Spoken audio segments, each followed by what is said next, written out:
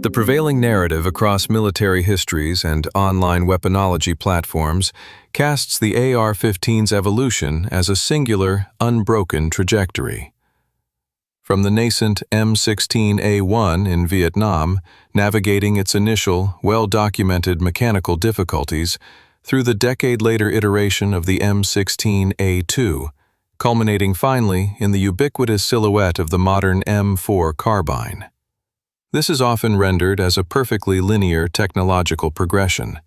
Yet, the operational history of the Colt carbine family is demonstrably more convoluted. It represents not a series of clean breaks, but rather a fragmented, overlapping ecosystem, sustained by continuous, iterative modifications, aggressive commercial off-the-shelf procurement, and large-scale, depot-level reconstruction programs. Spanning the pioneering trials of the 1960s, XM177, to the widespread adoption of the Block 1 and Block 2 M4 variants across the U.S. campaigns in the Middle East, these platforms rarely superseded one another. They coexisted. While conventional Army units were still deploying the 20-inch rifle, Special Operations Commands bypassed the system, directly procuring commercial Colt carbines, actions which ultimately validated the superior 14.5-inch barrel configuration. Concurrently, Air Force armorers initiated what would become a decades-long policy of recycling and rebuilding their older receiver stockpiles.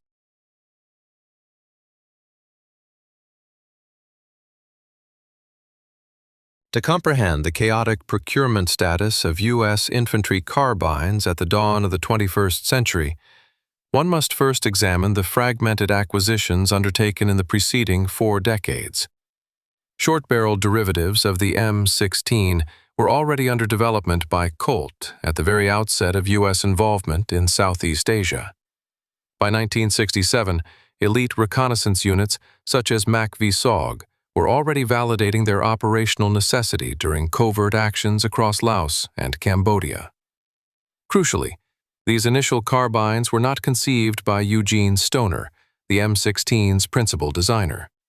They were instead an internal initiative by Colt's engineers, driven primarily by the ambition to maximize global military export sales.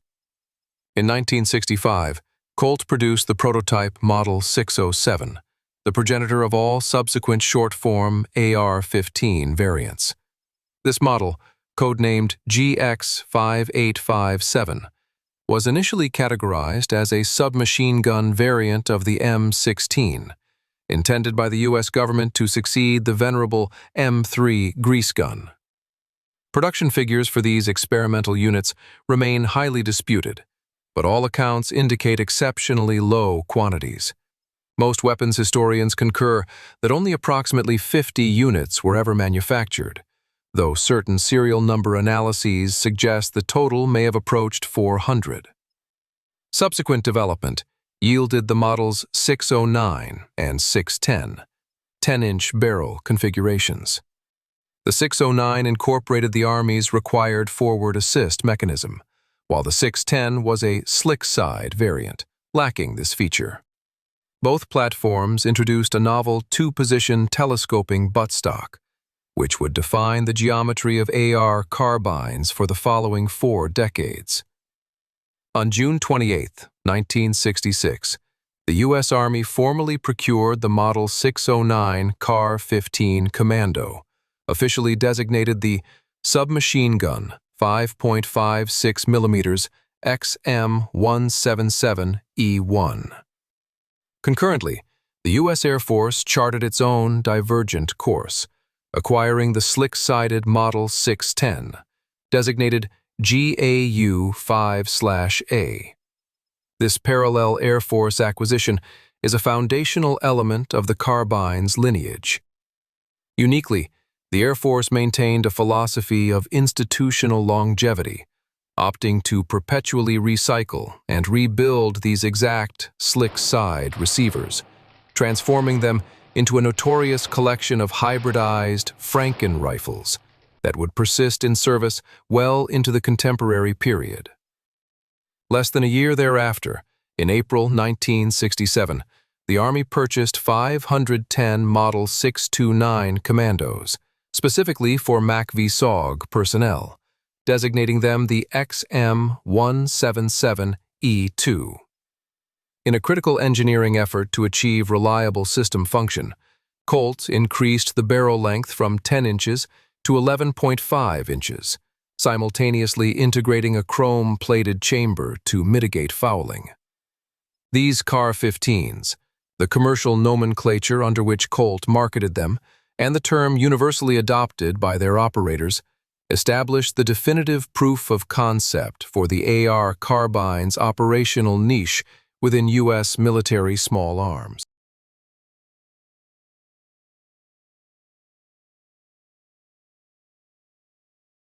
The reduction of U.S. military operations in Southeast Asia directly precipitated Colt's cessation of XM177E2 production in 1970, with its export counterpart, the Model 639, following suit in 1973. In this post-Vietnam period, Colt's Research and Development Division introduced a successor, the 650 series. This family, encompassing the models 651, 652, 653, and 654, presented a range of options combining fixed or collapsible stocks with or without the forward assist. The Army and Special Operations consistently favored the forward assist-equipped Model 653. The critical technical advancement in these new designs was the standardization of the 14.5-inch barrel with a 1-in-12 rifling twist. Crucially, by retaining the original gas port location of the 11.5-inch submachine guns while extending the barrel by 3 inches, Colt achieved a dramatic and necessary increase in the system's dwell time. This modification provided immediate, measurable benefits: enhanced mechanical reliability, improved terminal ballistics, and a significant attenuation of the preceding model's extreme muzzle flash. Moreover, the 14.5-inch length provided, for the first time, the requisite clearance to accommodate a standard-issue bayonet, a persistent operational requirement the shorter variants fundamentally failed to meet. Yet, to fully comprehend the profound legacy of the Model 653, and indeed the entire short-barreled M16 lineage, one must confront a staggering, underlying bureaucratic anomaly. None of the systems detailed to this point, neither the XM177, the GAU-5/A, nor the definitive Model 653, were ever formally type classified or granted official military adoption as standard-issue small arms by the United States Armed Forces. Instead, every single unit was acquired via commercial off-the-shelf, or COTS, procurement. The radical character of this procurement methodology is best understood within the political context of the era. Merely a decade earlier, the U.S. Army Ordnance Corps, a foundational institution tracing its origins to the inception of the service, had endured intense congressional investigation and subsequent restructuring following accusations of criminal negligence surrounding the M16's disastrous initial fielding. The M16 itself had only secured its designation as standard service by the narrowest of margins, surviving a political gauntlet of institutional resistance. Yet, in the immediate aftermath of this profound public scandal, the military tacitly sanctioned a novel precedent. When specialized units identified a requirement for a purpose-built weapon system, they were permitted to bypass the multi-year process of drafting a formal technical data package. They simply consulted Colt's commercial export catalog, identified a 14.5-inch carbine that fulfilled their specific needs, and placed a direct order. The most remarkable dimension of this logistical Wild West was its sheer efficacy. The Model 653 provided irrefutable proof of concept that the circumvention of traditional bureaucratic procedure could equip special operators with reliable tools far more rapidly than the conventional procurement leviathan. This quiet yet potent rebellion against military bureaucracy did more than supply weapons. It established the critical operational framework for the 1980s, enabling the COTS approach to propel the carbine lineage into its chaotic, hybridized modern era. This COTS-driven, unit-level shortcut had proven so effective that it quietly rewrote the rules. When the 1980s brought a new rifle and a new cartridge, the carbine family would once again demonstrate that American small arms procurement was never a clean handoff. It was overlapping generations, commercial experimentation, and old platforms rebuilt or retained side by side.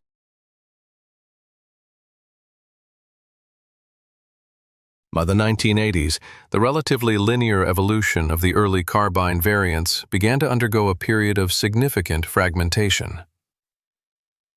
The primary catalyst for this shift was the formal adoption of the M16A2 rifle, and more critically, the transition to the new NATO standard 5.56 by 45 mm cartridge, the 62-grain SS-109, designated by the U.S. military as the M855.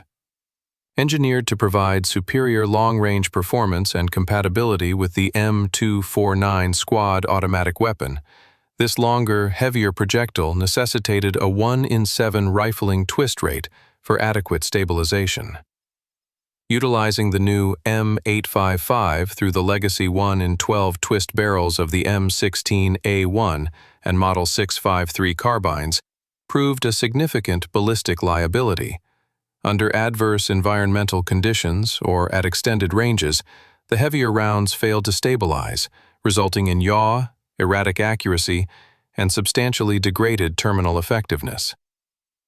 This new munition was distinguished by a green-painted tip, a visual identifier designed to assist logistical personnel in matching the correct ammunition to a unit's specific table of organization and equipment. For several years, the legacy 55-grain M193 and the nascent M855 existed in parallel inventories. Conventional reserve units maintaining M16A1 stocks were issued the former, while active duty infantry battalions transitioning to the M16A2 received the latter. This was not a sudden, comprehensive replacement, but rather a phased, methodical rollout across the various branches of the armed forces. However, for the special operations community, this transition created a unique operational vacuum. The military bureaucracy remained focused exclusively on the procurement of the full-size M16A2 for conventional forces.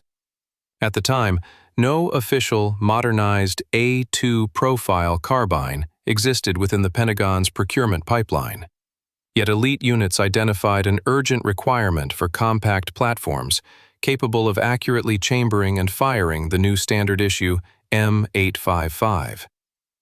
This logistical disparity necessitated a period of radical hybridization. By 1990, Special Operations Armories maintained a demonstrably mixed fleet. The legacy 14.5-inch Model 653s were not immediately decommissioned. Just as conventional forces redistributed M16A1 stocks to National Guard units and training depots, SOF commands retained their older carbines for specialized roles, training, and sustainment purposes until their service life was exhausted. An operator deployed during Operation Just Cause might still utilize a legacy 653, while high-readiness units, such as the 1st Special Forces Operational Detachment Delta, utilized their significant autonomy and priority funding to rectify the ammunition compatibility issue independently. Bypassing the multi-year military research and development process, they once again sought solutions via Colt's commercial export catalog. Colt's production facilities began manufacturing the commercial 700 series, specifically the models 723 and 727. Free from the rigid constraints of a formal technical data package, Colt assembled these COTS carbines using a diverse array of existing and new components. They mated the requisite 1 in 7 twist barrels to a heterogeneous mix of A1-style field-adjustable sights, newly developed A2 brass deflectors, and varying barrel profiles. Compounding the logistical vacuum was Colt's own manufacturing reality. Freed from any formal technical data package, the 700 series carbines were assembled with whatever components happened to be on the factory floor at the moment. Barrel profiles varied between lightweight and heavier government contour versions. Uppers mixed A1 and early A2 configurations. Lower receivers ranged across standard A1 forgings and transitional styles. Forward assists appeared in teardrop, large button, and even D-ring variants. Even the informal early versus late distinction quickly became blurry. Unit armorers routinely rebarreled and rebuilt existing carbines, further hybridizing the fleet.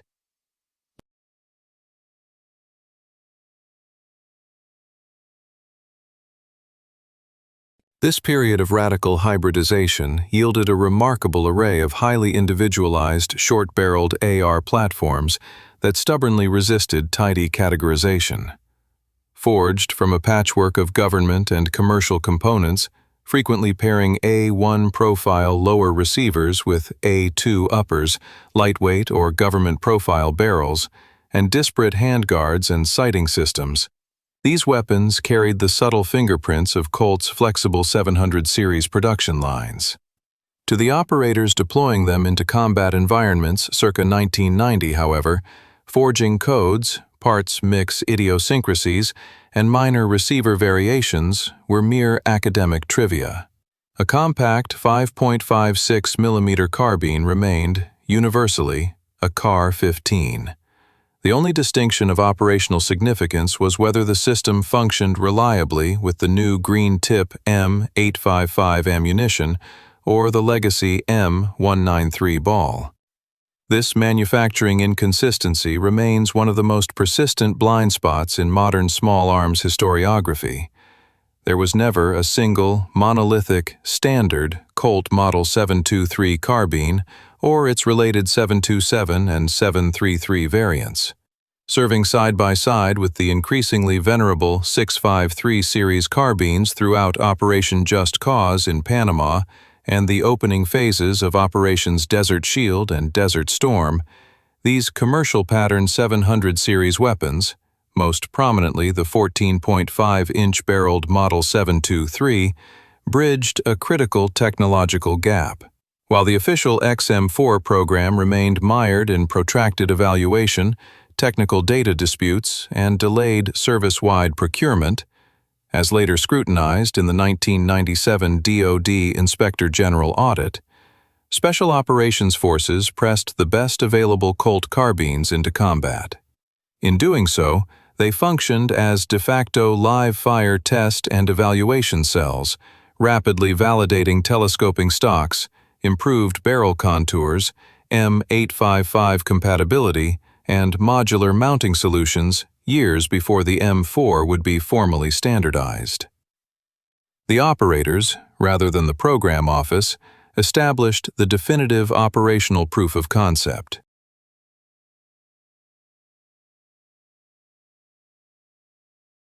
Despite its modern ubiquity, the M4 carbine was not born from a sudden technological breakthrough. Its official genesis dates back to 1983, initiated by the Army's 9th Infantry Division as a simple request for a shortened M16A2. The project was designated the XM4, a sequential successor to both the World War II-era M3 carbine and the M3A1 grease gun. But the military's procurement cycle was notoriously agonizing. For a decade, the official XM4 test rifles, designated internally by Colt as the Model 720, were locked in an endless loop of Department of Defense evaluations. They were strictly property-marked test mules. Yet, as we have seen, Special Operations couldn't wait. While the Pentagon spent 10 years evaluating the XM4, elite units were already buying its commercial twins, the models 723 and 727, straight off the shelf and taking them into combat. When the military finally formalized the adoption of the M4 in 1994, Colt sprung a brilliant bureaucratic trap. Unlike the M16A2, whose research and development was funded and owned by the U.S. government, Colt had funded the specific engineering upgrades of the M4, like the extended feed ramps and the stepped barrel profile, entirely out of their own pockets. Colt's lawyers successfully argued that the M4 was a proprietary commercial invention. This resulted in the 1997 M4 Addendum, legally locking the U.S. military into a sole source monopoly, forcing them to buy M4s exclusively from Colt. With official adoption came a definitive structural shift, the severance of the carry handle. While the decade of XM4 prototypes exclusively utilized fixed sights, the finalized military M4 introduced the flat-top receiver and the MIL standard M1913 rail, officially crossing the threshold into modern modularity. Yet, true to form, Colt continued sweeping the factory floor, cobbling together fixed-handle transitional carbines from leftover parts and selling them to the export market well into the 2000s. But the ultimate irony of the M4 lies in its intended purpose. When the conventional army adopted it, they never intended for it to be the primary infantry rifle.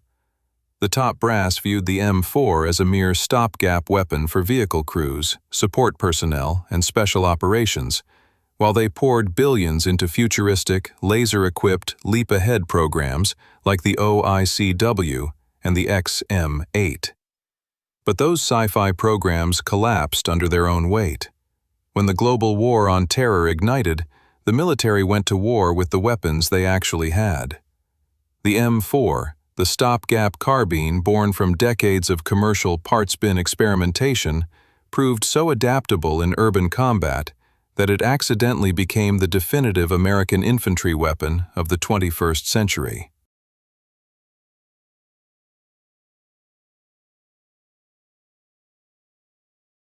The outbreak of the global war on terror in 2001 precipitated an immediate and profound logistical crisis. As the surge in operational requirements for the nascent M4 carbine eclipsed Colt's industrial output.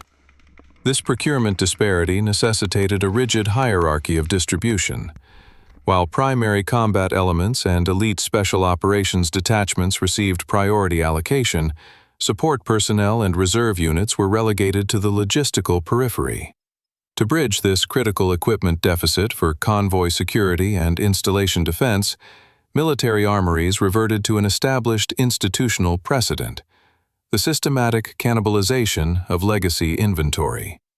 Throughout the subsequent campaigns in Iraq and Afghanistan, it became an operational norm to observe Air Force security personnel or National Guard units deploying hybridized systems, often mating contemporary aim-point optics to original Vietnam-era slick-side receivers.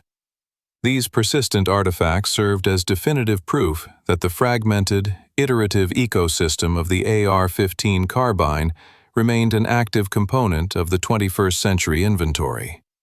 In the contemporary era, the silhouette of the M4 has become the universal emblem of American infantry power. Yet to characterize its development as a triumph of centralized military engineering is to ignore the historical reality of its inception. The M4 is a bureaucratic survivor, the culmination of a 4-decade, unit-driven insurgency against institutional inertia. Its fundamental architecture was stress-tested by reconnaissance teams in Southeast Asia, refined through the independent procurement initiatives of the 1980s, and matured within the commercial export frameworks of Hartford. Because the platform was forged in this relentless operational crucible, continuously adapted by the operators whose survival was tethered to its performance, it achieved a degree of mechanical utility that sterile, multi-billion-dollar developmental programs proved incapable of matching. This legacy is now manifest on a global scale. From NATO's rapid reaction forces to the defense architectures of the Pacific Rim, the 14.5-inch carbine has established itself as the preeminent small arms standard. These platforms are the direct descendants of a chaotic, operator-centric evolution that inadvertently produced the most successful infantry carbine in the history of modern warfare.